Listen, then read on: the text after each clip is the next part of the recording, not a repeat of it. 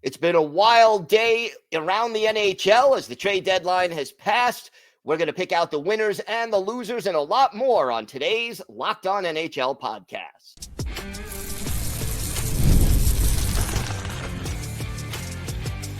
You're Locked On NHL, your daily podcast on the National Hockey League. Part of the Locked On Podcast Network, your team every day. Welcome, everybody, to the Friday edition of the Locked On NHL podcast, part of the Locked On Podcast Network, your team every day. I want to thank everyone who makes Locked On NHL your first listen every day. Don't forget to subscribe on YouTube or wherever you listen to podcasts so you get new episodes as soon as they drop. Today's episode is brought to you by FanDuel. Right now, new FanDuel customers can get $150 in bonus bets if your first $5 bet wins. I'm Gil Martin, and with me today, subbing in for Rachel Donner, is JD Young of Locked On Sharks. And have you caught your breath yet, JD?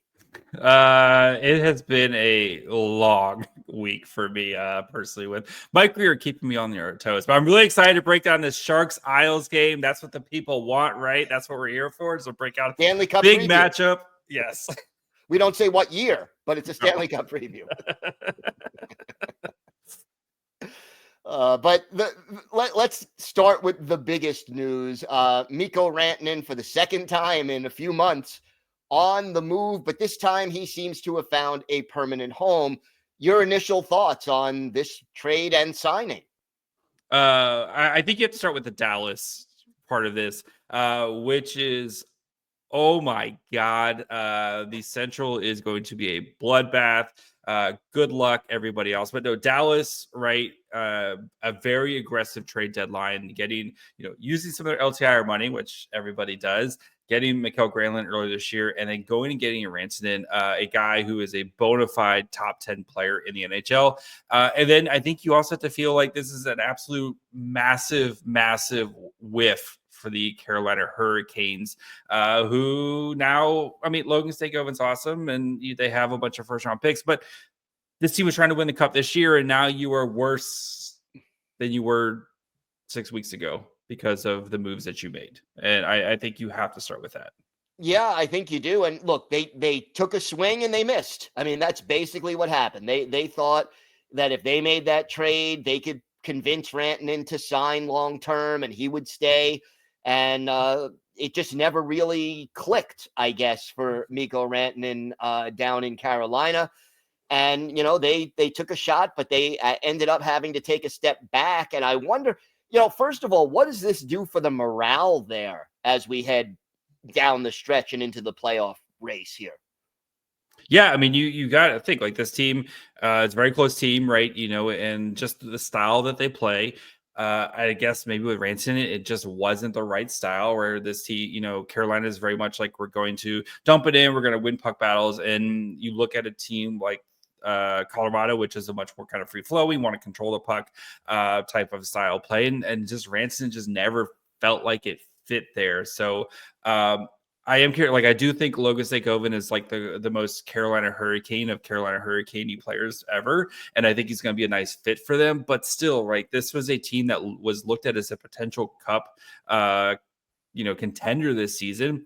And now I think, especially when you look at the moves Florida made that we're going to talk about here in the second segment, how do you compete with that? Like, I think it is an uphill battle for Carolina, and they played their hand wrong in this situation. Yeah, I think they just didn't anticipate the way he would not fit into their system. And, on the one hand, I understand he's one of the best players in the league. You want to take a swing at that, but you got to, when you're taking that big of a gamble, you've got to calculate those gambles, and maybe they didn't calculate quite enough before they pulled the trigger. But the Dallas Stars, this is sort of a double win for them because not only do they get Mikko Rantanen, but, their division rival is the Avalanche. So, that's like a little twist of the knife to Colorado while you're at it. Yeah, and Rantanen got paid. That was the thing that Carolina and Colorado couldn't do either, right? And it feels like he got paid the original contract that the Avalanche offered him, which was 8 years, $12 million, because they said, right, we're not going to go above McKinnon. McKinnon's our best player. We're not going to go above him. Carolina couldn't get it done. Now he goes to Dallas, where they were able to get the contract done. It also helps being a tax-free state where he'll be able to, keep more of that income. But still, like I think for Dallas, you have to feel like this is a massive, massive win. As this team has been very close to a cup over the past, 5 or 6 years, multiple in Stanley Cup. Like they've gotten very far in the West. Never been able to get over the hump. And if they get out of the Central, you have to feel like they are it feels like whoever gets out of the Central, you have to feel like they are the favorites to at least win, at least win the West, if not be the Stanley Cup favorite in this. So yeah, it is. You've got to feel good if you're a Dallas fan. Well, let's see what our Dallas Stars host, Joey Erickson, has to say about this move. It's being reported by Elliot Friedman that the Dallas Stars and Mikko Rantanen are closing in on a contract extension of 8 years times $12 million AAV, which would get the deal done for Dallas to acquire Mikko Rantanen. Now the question is, what is the return to Carolina? It probably won't come cheap. It will probably come at the cost of Logan Stankoven or Maverick Bourque. But as I said a few days ago on Locked On Stars, you have to take big swings to win Stanley Cups. And Mikko Rantanen could be that piece that puts you over the edge. Stankoven, you hope, becomes a perennial 30-goal scorer in the NHL. Maverick Bourque, to some degree, you hope he becomes an impactful piece. But Rantanen is, and he could be the X factor for the Stars to get over the hump. Emergency pod coming soon. Buddy, can you pull over first? Yeah, I was thinking the same thing. Pull over, buddy. But no, 100%. Like, right. And the Dallas Stars have done such a great job of drafting and developing these players, especially late first round picks like Logan Stankoven and Maverick Bourque and some of these guys, and drafting and developing these. But again, at some point, you got to take a swing and packaging up some of these and the first round picks that the Dallas Stars are sending. Like, and plus you got the deal done, right? You got the deal done with, the saying like, hey, one of these picks, they could be a boat, or you got a boat you got a moose in Rantanen, who's like a 50 goal scorer. I feel this is a 100% home run for the Dallas Stars, and their cap situation is going to be a little tight going forward, but Jim Neal, like, he's a good GM. He'll figure it out. And the nice thing with having some of these young guys on cheap contracts, you can kind of build things around them. So, and they did also extend Wyatt Johnson, who got a really nice payday as well. So it's a nice, if you're a Dallas Stars fan, you got to be feeling really good about your team right now. And how do you feel about Rantanen being on a line probably with Rupe Hintz and Jason Robertson? Good luck, buddy. Like, who do you stop up? It's like, Jason Robertson's probably going to be the happiest dude ever right now, because, it's been a bit of a weird year for him. I know he's starting to kind of come on right now, but you have Rantanen, who's just going to be open up so much space for Jason Robertson. He's going to have so many clear lanes to just snipe the puck. And like Rope Hintz, like with his two-way game and his passing ability, I think just having that bull in a China factor that is Rantanen coming onto your team. And I mean, this Dallas team's done a very good job of bringing in some of these young guys and also kind of blending them with their veterans. It's this Dallas team is going to be a nightmare to face, whoever they face in the first round. And if we get that Stars Avalanche in the first round, good gosh. Yeah. A lot of pressure on Jake Ottinger going forward, though.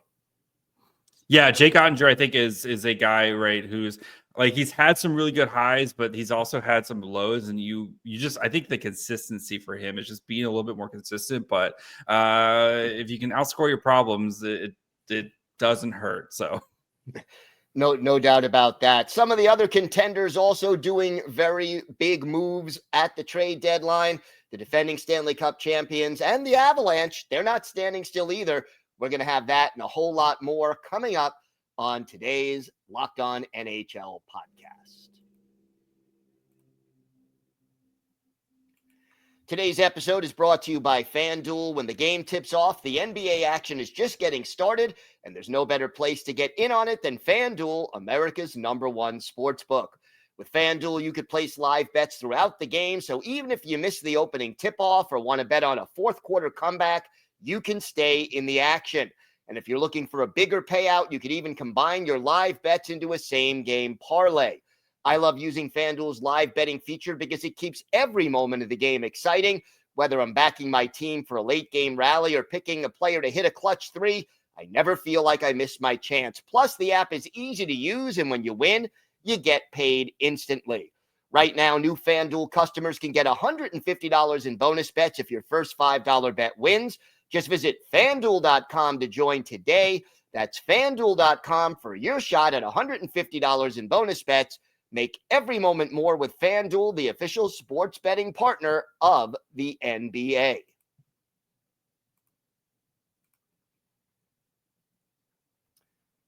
So the defending Stanley Cup champions not standing pat either. They were very busy. And again, these in-division trades, that's a little bit of a surprise. I can understand Boston feeling like, okay, it's time for us to retool or rebuild, and it had to be emotionally difficult to trade Brad Marchand, but it's got to be even more difficult to see him in a Florida Panthers jersey. Yeah, it feels right, though. Part of me, it feels right to see a guy like Marchand play with Matthew Tkachuk. This is going to be, yes, that is going to be the most annoying team to play against, in the world. Yes. Also, something a little poetic about a guy from the Northeast moving down to Florida in his final years here, too, as well. He's just getting that retirement started. But no, this is the Panthers have. They definitely, took advantage of that Matthew Tkachuk LTIR money, all the moves that they made today over the week, right? They shored up their goaltending with Vitek Vanacek. They got a guy like Nico Sturm who's going to be a perfect fourth-line center for them. And then the cherry on top, getting Brad Marchand, who adds some more scoring prowess. A guy who's been there, done that. Not that this Florida team needs more guys who have been there, done that. But again, and I think you could never have enough scoring in the playoffs. And he gives you more scoring. He gives you that edge, and this team likes to play with that edge. And the thing about Marchand, he is built for playoff hockey. I mean, his style of play screams playoff hockey and 7-game series and wearing down your opponent and wearing them out over the course of the series. I think the Panthers did very, very well for themselves. And let's see what Armando Velez of Locked On Panthers has to say about this deal. Did you ever think that you would hear the words, Brad Marchand, a Florida Panther? What is up, guys? Armando Velez here from the Locked On Florida Panthers podcast, here to bring you the news that the Florida Panthers have traded for Bruins captain Brad Marchand. And after the Florida Panthers defeated the Boston Bruins in the last 2 postseasons, the Florida Panthers now acquire Brad Marchand, and it looks like that the Bruins are going into rebuild or retool mode, and the Florida Panthers are loading up for another Stanley Cup run. And most importantly, with this trade for Marchand, it's another expiring deal, so the Panthers can create cap flexibility in the 2025 offseason. We're going to discuss more about where Brad Marchand is going to fit in the lineup and more on the next episode of the Locked On Florida Panthers podcast. Your team every day. Is he happy or what? I mean, just rubbing the salt in the wound there, buddy, man. I mean, and you look at the cost of the trade too. It's a 2nd-round pick that can become, I think, a 1st-round pick if they hit certain milestones and stuff like that. But for the Panthers, right, you're trying to get back to your 3rd Stanley Cup in a row. You're trying to win your 2nd in a row. You don't have to worry about cap. Like you said, you don't have to worry about the cap after this year. They're going to have a lot of question marks of what to do with some players, this offseason. But again, banners fly forever. And if you have a chance to add a 2nd one, you do everything you can until you get to the point that you can no longer. And I think that leads us right to the Bruins, who got to the point where they just can no longer try, and they're trying to do this retool. And they're going to be interesting to see how they navigate this retool with some of their players. It is. And, they have been a team that has been a contender for a long time. They've won some Stanley Cups, but you could tell this year that they realized that this core, or what was left of it at this point, just wasn't elite anymore. And as someone who covers the Islanders, I certainly appreciate the fact that the Bruins management can recognize where their team is at and did what needed to be done to get a retool going. But I mean, it is the end of an era for the Boston Bruins, and there is, I think, a certain amount of sadness for Bruins fans realizing, I mean, look, they knew they were not going to be one of the top 10 teams contending for a cup this year, but to say goodbye to your captain and to a long time centerpiece of that cup winning era, there's got to be some sadness up in Beantown right now.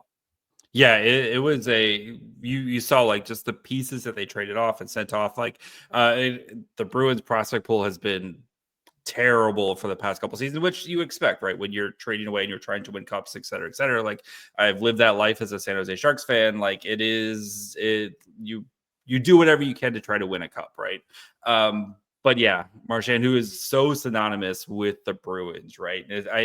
That's gonna be one of those like weird, like Emmitt Smith wearing a Cardinals jersey type of things when he puts on that Florida Panthers jersey for the first time, because you think of him as a Boston Bruin and what he meant for that team and what he's done for that team. And but yeah, I mean, Marchand with the Rats, it is a really nice fit.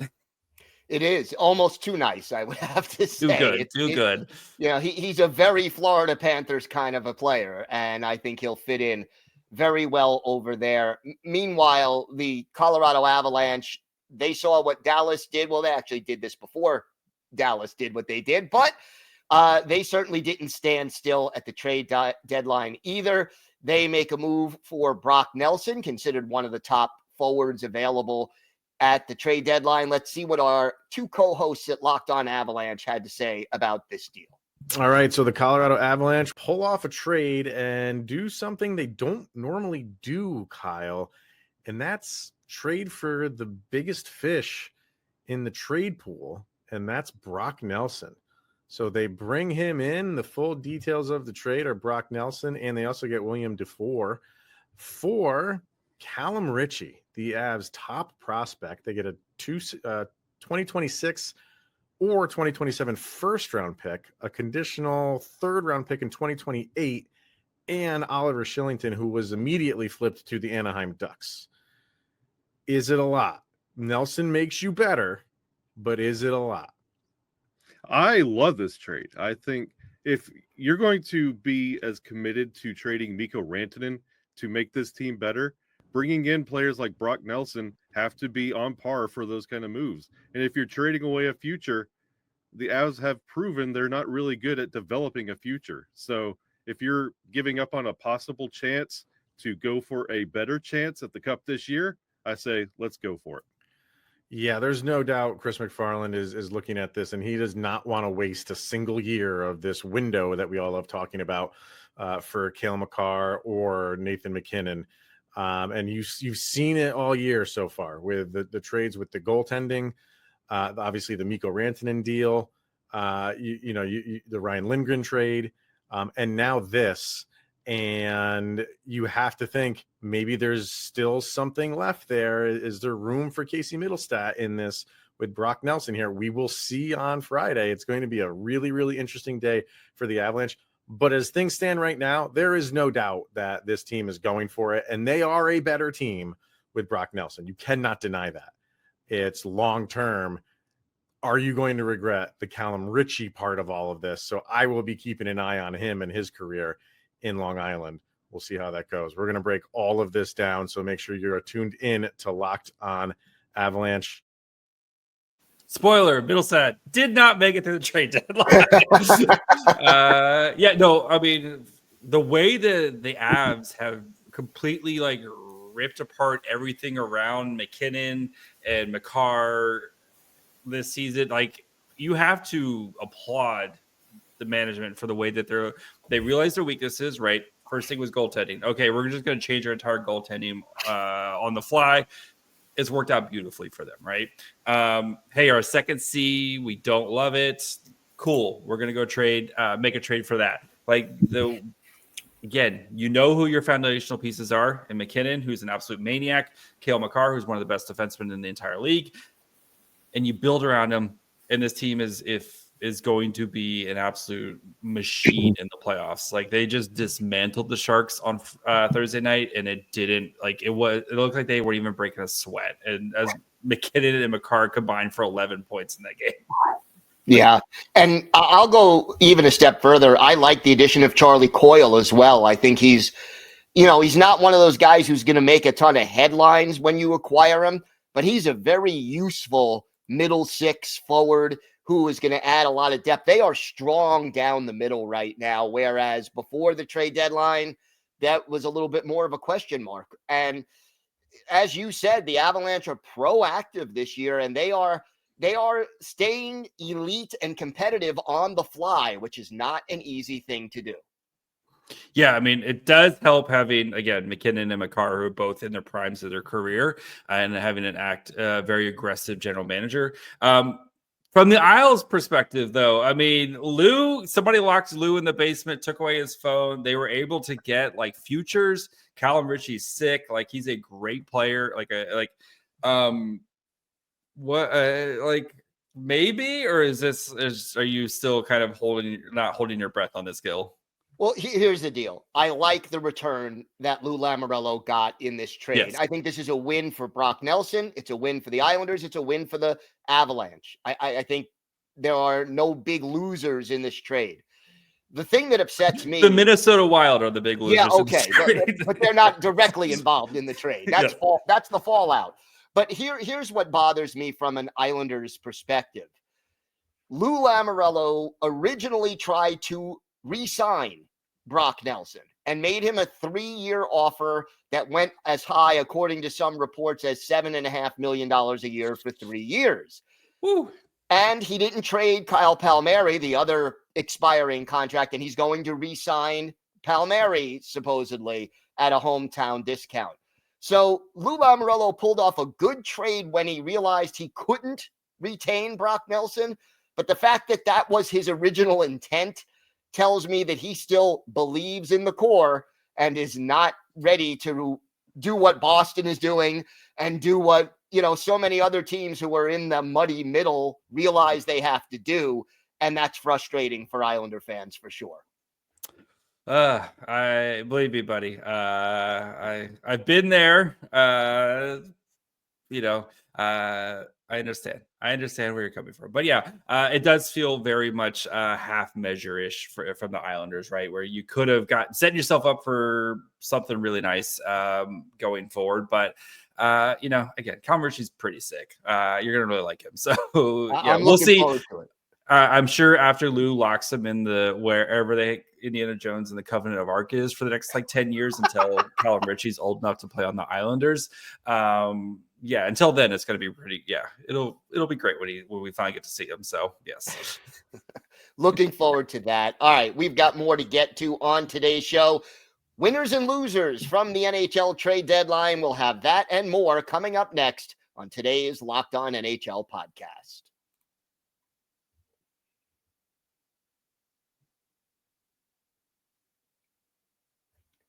All right, JD, winners and losers.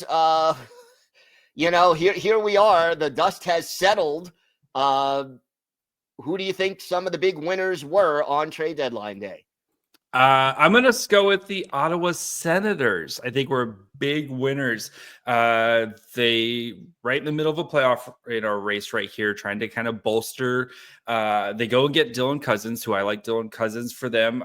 They get a younger, cheaper player than Josh Norris. That felt like a really weird trade from the Sabres. I know the Sabres trying to shake things up, but I like Cousins for them. I know he's had a bad, kind of year and a half here, but if he can get back to the Dylan Cousins who earned that big contract, I like that. I like the Fabian Zetterlund trade for them. Zetterlund, who's probably kind of a middle six guy on most teams, adds a little scoring pop, can forecheck.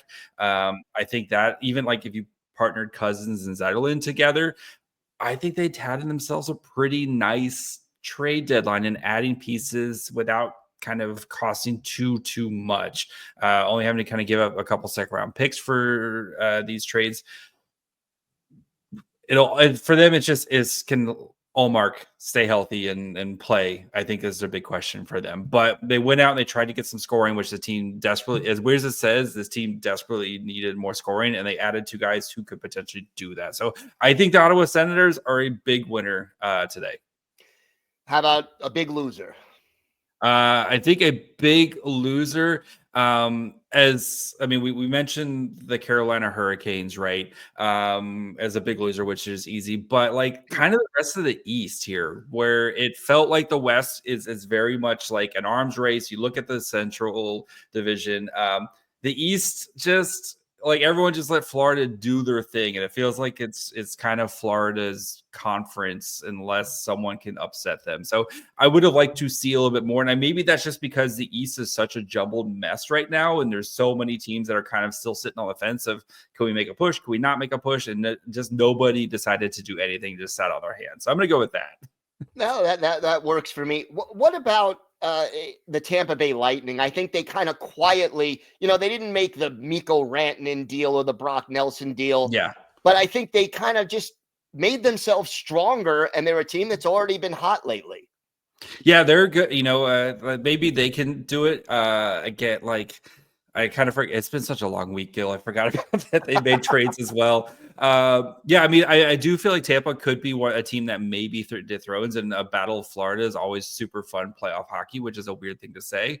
But yeah, I do feel like they had themselves a pretty nice week as well, especially for a team that is so limited in their draft picks and their resources. They're very much like, who cares? Like as long as we have our core guys here, we're going to continue to go for it until we literally can't go for it. So one team I'm a little disappointed in too is the Winnipeg Jets, right? And we know the Jets are in a tough situation because nobody apparently wants to go there and stuff. But like, you're the best team in the NHL. You've had the best season, and it feels like you're not even the favorite in your own division, right? Like it potentially the third favorite in the division. Like right. I know they got Tanev and stuff, but like, they didn't make that splashy move this year, and they had a ton of cap space. You have a ton of picks and prospects. Why didn't you go out and try to make a sexier move? I just wonder, and I hate to say this, but how many big-time players who may have no movement clauses have Winnipeg on their list of teams they won't go to? That's very fair, but which I get, right? And players have their right and stuff, but like, I mean, you have Hellebuck, like you have the best goalie. Yeah, like that team is very good, but they just lack that star player. And I think in the playoffs, right, you look at how often is it the superstars or the guys who make the difference there, and guys who can rise up to the occasion. And I worry about them when they get to the playoffs and you have to face like Colorado or you have to face Dallas just to get out of your own, bracket. And those guys have McKinnons and McCarrs and Rantanens and, like the Robertsons. And yes, Hellebuck's amazing. Hellebuck's a superstar in his own, but like the dude can't score as well. Like they need someone who can score on that team. And that's my worry is when it gets to playoff crunch time and the superstars are the guys who make the difference. They just don't have that difference maker right now.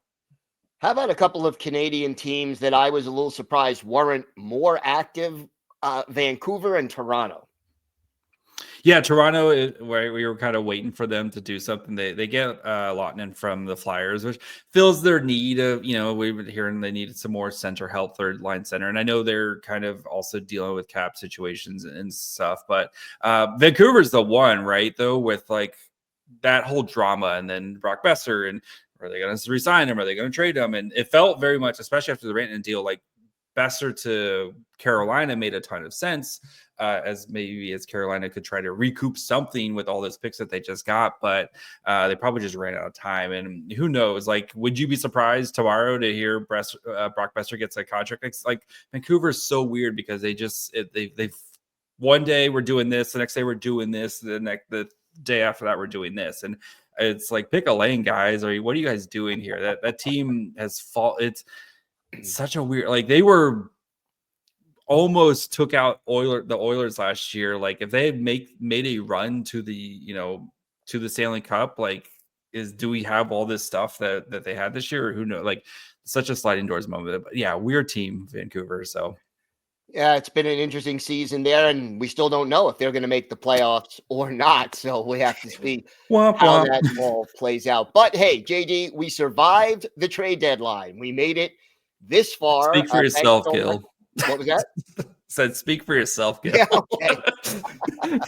All right, I'm speaking to your ghost then, I guess. Yes. But, hey, at least we got through that, and now the dust will settle, and we get ready for the stretch drive to the Stanley Cup playoffs. JD, thank you so much for stepping in today. Great to talk a little hockey with you here on the Friday show. I will be back Monday interviewing 3 of our local hosts about the biggest stories from around the NHL.